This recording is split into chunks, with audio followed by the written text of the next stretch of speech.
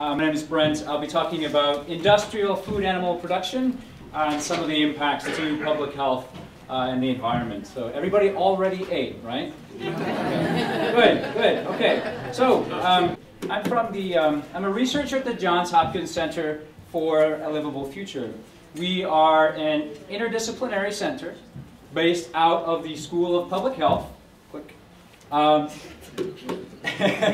Where we research and communicate the relationships among public health, diet, food production, and the environment. And we view all of these holistically as part of what we call a food system that spans basically everything from seed to plate and everything in between.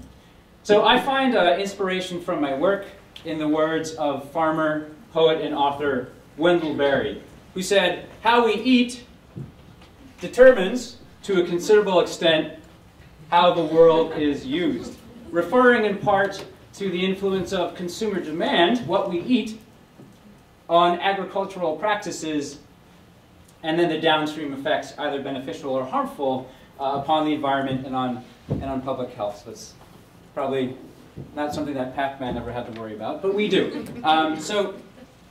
To give you an overview,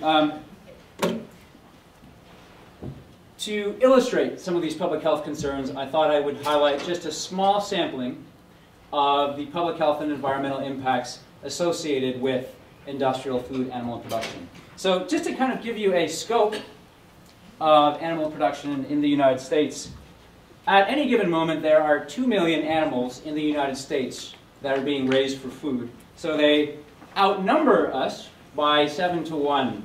And the vast majority of them are chickens, which are raised for meat. So should they ever choose to revolt, we'd be outnumbered, essentially.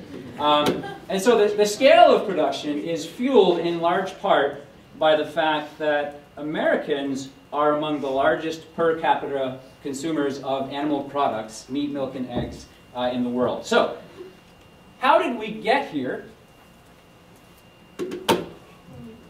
So in the decades following World War II, we saw an unprecedented change to the practices associated with raising livestock for food. Over here you're looking at Chicago's Union Stockyards, which at its prime was the largest meat processing facility in the United States. It's sprawled many, many miles.